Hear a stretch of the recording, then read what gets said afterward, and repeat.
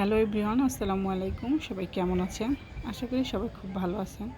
তো আজকে আমি ঘরোয়া পদ্ধতিতে খুব সহজে কিভাবে চটপটি তৈরি করে খাওয়া যায় সেই রেসিপিটাই আপনাদের সাথে শেয়ার করব। তো দেখতেই পাচ্ছেন আমি এখানে রাতে ডাবরি ভিজিয়ে রেখেছিলাম। আর ডাবরি ডালটা আমি সুন্দর করে ধুয়ে একটা প্রেশার কুকারে কয়েকটা আলু মাঝখান দিয়ে কেটে একটু লবণ আর একটু হলুদ দিয়ে এটাকে আমি প্রেশার কুকারে সিজ দিয়ে নিব। আর এটা কিন্তু খুব সহজে আপনি সর্বোচ্চ 10 থেকে 15 মিনিটেই তৈরি করে খেতে পারবেন। তো আমি প্রেশার কুকারে দেখেন সিদ্ধ বসা দিয়েছি, এখানে আমি 2-3টা সিজ দিয়ে নিলাম। তো আমার এটা সিদ্ধ হয়ে গেছে।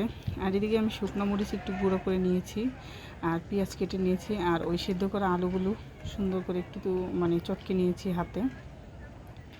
তো এখানে কিন্তু আমার ফুচকা তৈরি করার জন্য সব কিছু রেডি হয়ে গেছে। তো এখানে প্রথমে আমি ওই সিদ্ধ করা ডাবলির মধ্যে আমি প্রথমে আলুটা দিয়ে দিলাম। তো আলু দেওয়ার পরে হচ্ছে একটু জাল উঠবে আর এটাকে 10 থেকে 15 মিনিট জাল করব। তারপরে দেখলেন আমি যে কিছু কাঁচামরিচ দিয়ে দিলাম আর পেঁয়াজ দিয়ে দিলাম। এখানে আমি কিছু ধনেপাতা দিয়ে দিলাম আর হচ্ছে এখানে শুকনো মরিচও দিয়ে দিলাম, শুকনো মরিচের গুঁড়াটা, এটা একটা সুন্দর একটা ঘ্রাণ আসে। আর সব শেষে আমি চটপটি মশলাটা দিয়ে দিলাম। তো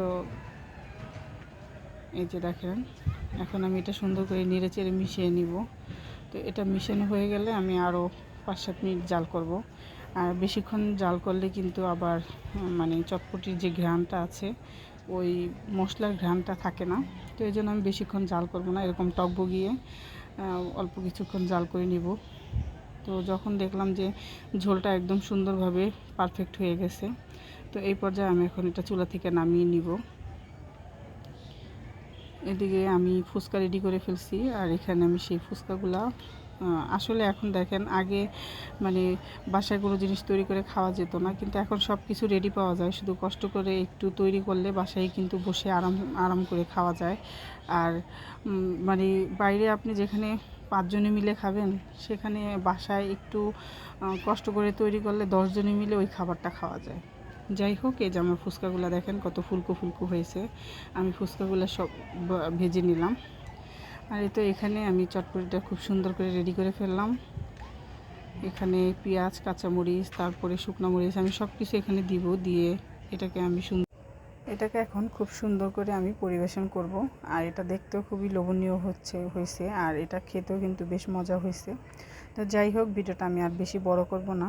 বাইরে তৈরি ওই সব খাবারদের থেকে বাসায় তৈরি করা খাবারের মান একটু ভালো হয় আর খেতেও টেস্ট হয়। আর এটার সাথে একটা মিষ্টি টক তৈরি করেছিলাম আমি, টকটাও খেতে অসাধারণ হয়েছে। তো যাই হোক, এখন আমি ফুচকাটা সবাই মিলে একসাথে খাবো আমরা।